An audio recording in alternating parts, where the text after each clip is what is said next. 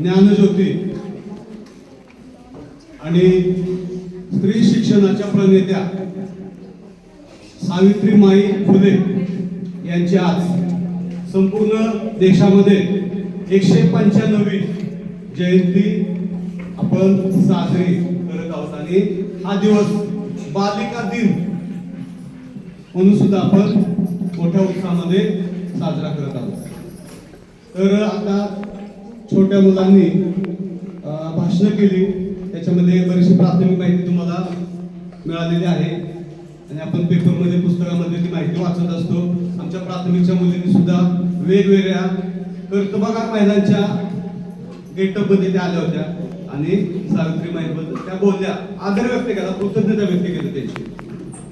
तर 195 वर्षापूर्वी सावित्रीमाईंचा जन्म साताऱ्यामध्ये नायगाव या ठिकाणी झाला होता.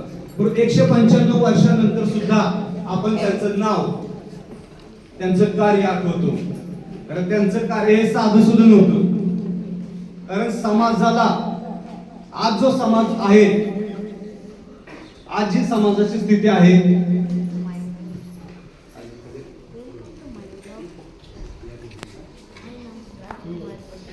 आज जी समाजाची स्थिती आहे, आज समाज आता स्वतंत्र आहे, स्त्री पुरुष समानता आहे आणि शिक्षणामुळं मुलं आणि मुली शिक्षणामुळं पुढे आलेले आहेत आणि आपापल्या क्षेत्रामध्ये खूप चांगल्या पद्धतीने ते काम करत आहे.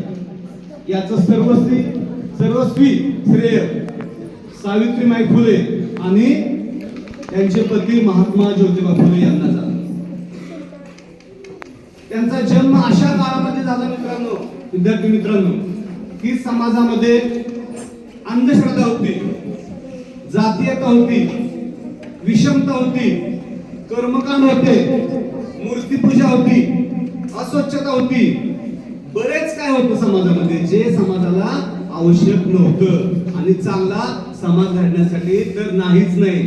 अशा काळामध्ये जन्म झाला आणि स्त्री ही फक्त सून आणि मूल यासाठी जन्माला आलेली असते असं समाजाचा त्यावेळेस आग्रह, समाजाची धारणा होती. आणि महात्मा फुले आणि सावित्रीबाई फुले यांचा विवाह झाल्यानंतर महात्मा फुले यांच्या लक्षात आलं की समाजामध्ये दोन दरे, हा एक समाज आहे आणि हा एक समाज आहे. हा दोन्ही समाज जर असेल आणि प्रगत व्हायचं असेल तर शिक्षणाशिवाय पर्याय नाही.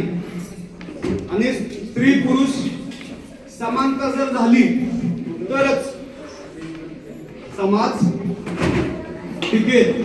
यासाठी आपण म्हणतो मुलगी शिकली प्रगती झाली.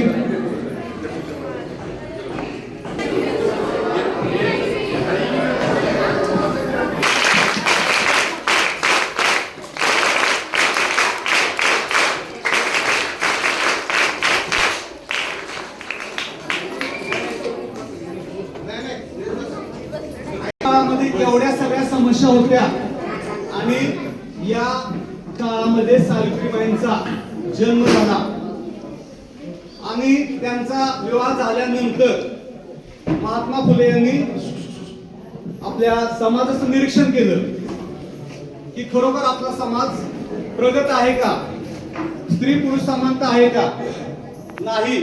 मग यासाठी काय केलं पाहिजे तर प्रत्येक घरातील महिला शिकल्या पाहिजेत, सुशिक्षित झाल्या पाहिजेत.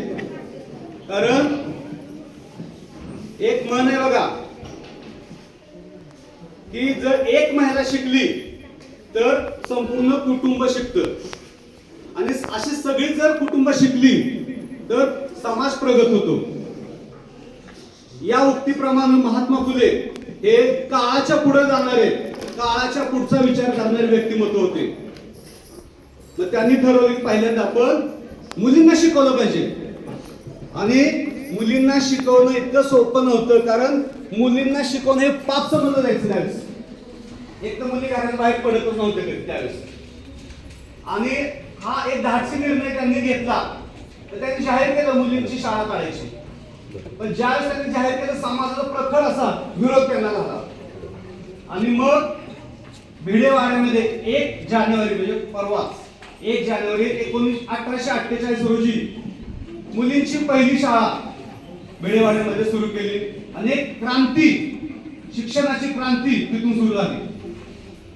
आणि आता शाळा सुरू केली म्हटल्यानंतर मग मुलींना शिकवण्यासाठी महिलाच पाहिजे, स्त्री शिक्षिका पाहिजे. मग कोण? विचार केल्यानंतर त्यांच्या लक्षात आलं की आपल्या घरामध्ये साऊ आहे. साऊ म्हणजे सावित्रीबाई फुले. मग त्यांनी सांगितलं साऊंना की तू शिक, मी तुला शिकवतो. साऊंनी पहिल्यांदा नकार दिला, परंतु नंतर तयार झाल्या. कारण समाजामध्ये तशी प्रथा नव्हतीच स्त्रियांनी महिलांनी शिकायची. परंतु चांगल्या पद्धतीनं महात्मा फुलेंनी साऊंना तयार केलं. त्या लिहायला वाचायला लागल्या आणि मग भिडेवाड्यामध्ये मुलींना शिकवायला जायला लागल्या. आणि शिकवायला जात असताना विद्यार्थी मित्रांनो सोपं नव्हतं. गल्लीतून जायचं एका महिलेनं, ताटमानेनं, अनेक सनातन्यांनी, अनेक गुंडांनी त्यांना त्रास दिला. मुलांनी सांगितलं आता शेण वगैरे मारलं त्यांना इथे फेकून, परंतु सावित्रीबाई डगमगल्या नाहीत आणि मुलींची शाळा सुरू झाली. तरी सुद्धा त्यांना विरोध होत होता. खूप काळानंतर मग हळूहळू काही लोक त्यांच्या मदतीला आली. नंतर मग शिक्षणाचा प्रसार वगैरे म्हणतो ना आपण, हळूहळू सुरू झाला शिक्षणाचा प्रसार. आणि अशा पद्धतीनं संपूर्ण पुण्यामध्ये, संपूर्ण महाराष्ट्रामध्ये शिक्षण वाढत गेलं.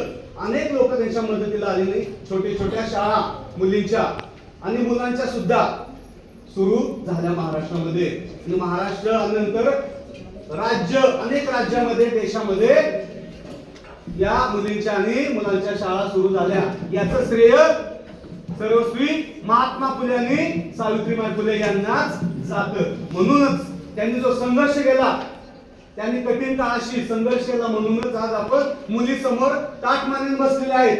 वेगवेगळ्या क्षेत्रामध्ये त्या कार्य करत आहेत आणि पुरुषांच्या खांद्याला खांदा लावून. कुठलं क्षेत्र नाही असं सांगा मला. मिलिटरी मुली नाहीत असं म्हणतो. आता मिलिटरी मध्ये सुद्धा मुली आहेत, महिला आहेत वेगवेगळ्या पदावर.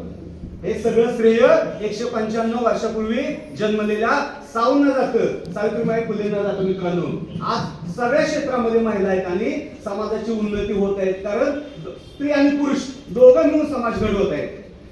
बघा सावित्रीबाई यांच्या पाठीमागे त्यांचे पती महात्मा फुले आणि महात्मा फुले यांच्या पाठीमागे स्त्री सावित्रीबाई फुले असे ना उभयता दोघं होते. याच पद्धतीनं आजही समाजामध्ये हा म्हणजे प्रथा सुरू आहे की समाज शिकला पाहिजे, उन्नती झाली पाहिजे, समाजाची काय झाली पाहिजे रे, चौफे प्रगती झाली पाहिजे. आता हे सांगण्याचं म्हणजे तात्पर्य तुम्हाला समजलं पाहिजे, आम्हाला मोठ्यांना माहिती आहे. आज आपण बघितलं सगळे म्हणजे अगदी पंतप्रधान आणि आताच्या द्रौपदी मुर्मू राष्ट्रपती किती मोठं पद आहे रे, महिला आहे. म्हणजे आधी ग्रामपंचायत सदस्यापासून द्रौपदी मुर्मू राष्ट्रपती पदापर्यंत महिला शिकल्याने प्रगती करत आहेत. तसेच त्यांच्यापासून महात्मा फुले आणि सावित्रीबाई फुले यांच्यापासून प्रेरणा घेऊन ज्या महिला शिकत आहेत, प्रगती करत आहेत, त्याच्यामध्ये आजच्या सत्कार मूर्ती आपल्या प्रभागाच्या नवनिर्वाचित, आम्हाला खूप आनंद होतो मॅडम, ही नवनिर्वाचित नगरसेविका आपल्या प्रभागाच्या म्हणजे त्रिशंकू भाग होता आपला, तो हदवाडीमध्ये आता परत नगरपालिकेमध्ये गेलेला आहे. हा इतिहास आहे की सौ हेमलताताई भोसले या पहिल्या नवनिर्वाचित नगरसेविका म्हणून त्यांची निवड झालेली आहे. सगळ्यांनी जोरदार टाळ्या.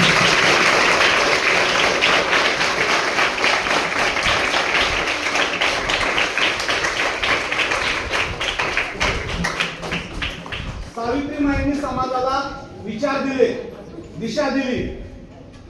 त्याचप्रमाणे सागरदादा भोसले आणि हेमलताताई भोसले यांनी सुद्धा त्यांचा विचार पुढे नेण्याचा प्रयत्न केलेला आहे आणि तो चांगल्या पद्धतीने आपल्या प्रभागामध्ये खूप चांगल्या पद्धतीने ते काम करत आहेत आणि त्याला समाजानं स्वीकारलेलं आहे. आता मला सांगा, आपल्या क्षेत्र म्हणजे भागातलं कुठलं क्षेत्र असं नाही की त्यांच्यामध्ये या उभयतांनी आणि त्यांच्या कार्यकर्त्यांनी काम केलं नाही. सगळ्या क्षेत्रामध्ये त्यांनी आरोग्य क्षेत्र, नगरसेवकाचा अर्थ खूप छान पद्धतीने आला होता. नळ, गटार आणि रस्ते यांची जो काळजी करतो चांगल्या पद्धतीनं समाज स्वच्छ राहण्यासाठी तो नगरसेवक असतो. हे सर्वस्वी त्यांनी निवडून यायच्या आधी म्हणजे कुठल्याही पदाची अपेक्षा न करता निरपेक्ष बुद्धीनं यांनी जी समाजसेवा केलेली आहे, एक काम म्हणून समाजसेवा एक आपलं कामच आहे समजून त्यांनी समाजाचं काय केलेलं आहे, वेगवेगळे आरोग्य असू दे, स्वच्छता असू दे, शिक्षण असू दे, वृक्ष लागवड असू दे, महिलांचं सशक्तीकरणासाठी त्यांनी आटोकाट प्रयत्न केलेला आहे जय सोशल फाउंडेशननं. आणि आपल्याला वेगळं काय सांगायची गरज नाही, कारण एरियामध्ये राहतो आणि आपल्या त्याचा शाळेवर समाजामध्ये मुलं शिकली तरच समाज प्रगत होतो आणि शिक्षण हे वाघिणीचं दूध आहे हे त्यांनी ओळखलं आणि आपल्या शाळेवर त्यांनी आतोनात पहिल्यापासून प्रेम केलेलं आहे. आपल्या मुलाप्रमाणेच ते समोरच्या मुला-मुलींना मानतात आणि वेगवेगळ्या प्रसंगी ते आपल्याला मदत करत असतात. मदत नव्हे, शुद्ध बीजापोटी फळ रसाळ गोमटी. मित्रांनो, मध्ये खूप वाईट घटना घडली. दादांची आई दुःख निधन झालं त्यांचं, तरी सुद्धा आपलं कर्तव्याला त्यांनी प्राधान्य दिलं पहिल्यांदा. आणि हा समाज, ही सगळी मुलं माझी आहेत असं समजूनच त्यांनी सेवा केलेली आहे आणि त्यांना खूप चांगल्या पद्धतीनं समाजाला प्रतिसाद दिलेला आहे. आणि भावी नव्हे आता विद्यमान नगरसेविका म्हणून नगरसेविका हेमलताताई भोसले यांचं मी पुन्हा अभिनंदन करतो आणि पुढील वाटचालीसाठी त्यांना शुभेच्छा देतो. असंच प्रेम शाळेवर राहू द्या आणि पुढे अजून तुम्ही काम करा, त्यासाठी आम्ही सुद्धा तुमच्या पाठीशी आहोत. धन्यवाद. थँक्यू.